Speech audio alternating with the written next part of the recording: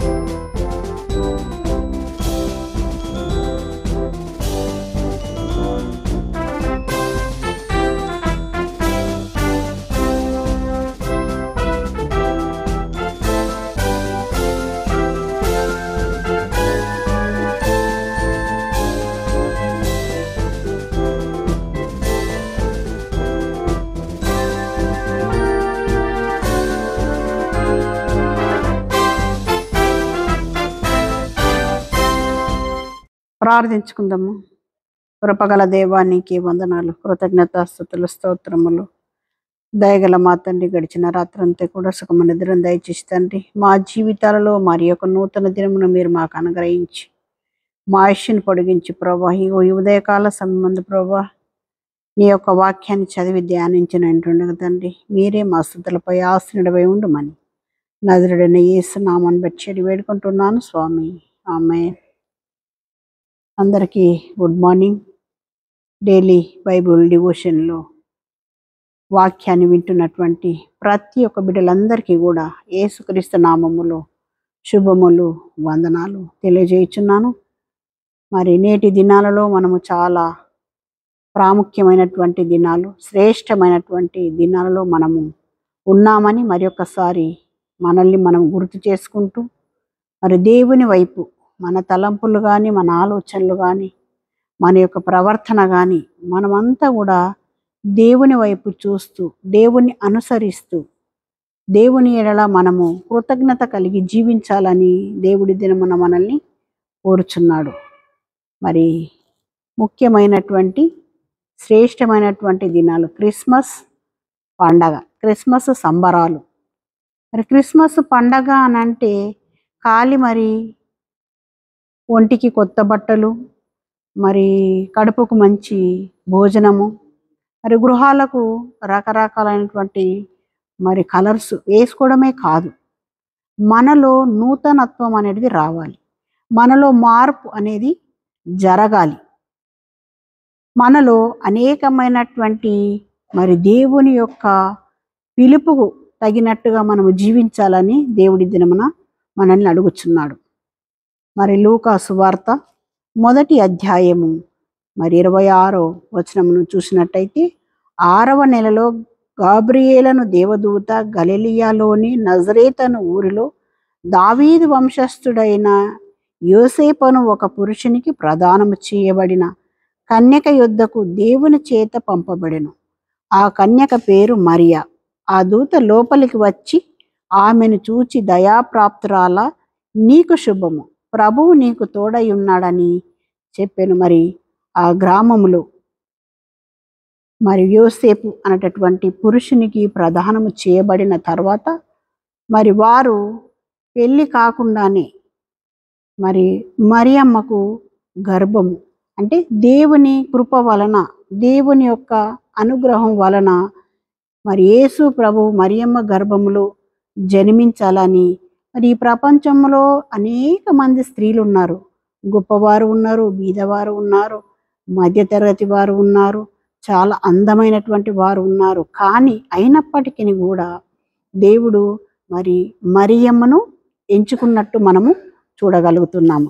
మరి మరియమ్మలో చాలా విలువైనటువంటి సుగుణాలు ఉన్నట్టు కూడా మనము చూడగలుగుతున్నాం. ఆమె మరి ప్రదానము చేయబడిన తర్వాత ఆమె గర్భము దాల్చి మరి అయ్యో ఈ లోకమంతా ఏమనుకుంటారో అనేటటువంటి భయాందోళనలో ఉంటున్నప్పటికీ కూడా దేవుని యొక్క దూత ద్వారా ఆమె మరి ఆ మాట విన్నట్టు మనం అక్కడ చూడగలుగుతున్నాము. మరియా, నీవు భయపడకు, దేవుని యొక్క మహిమ వలనే నీవు గర్భము ధరించబోతున్నావు, కాబట్టి నువ్వు ఒక కుమారుని కంటావు అని మరి గాబ్రియేలు దూత వచ్చి మరి మరియమ్మకు మరి దర్శనము ద్వారా చెప్పినట్టు మనము చూడగలుగుతున్నాం. మరి ఆ వార్త విన్న మరియమ్మ ఎన్నో బాధలు వచ్చుండొచ్చు, ఆమెకు ఎన్నో నిందలు వచ్చుండొచ్చు, ఎన్నో శ్రమలు వచ్చుండొచ్చు. అయినప్పటికీ కూడా లోకరక్షకురానికి నేను ఇవన్నీ కూడా సహిస్తాను, భరిస్తాను అనేటటువంటి మనసు, అంటే మంచి మనస్సు కలిగి ఆమె మరి రక్షకునికి మరి జన్మనిచ్చినట్టు మనము చూడగలుగుతున్నాము.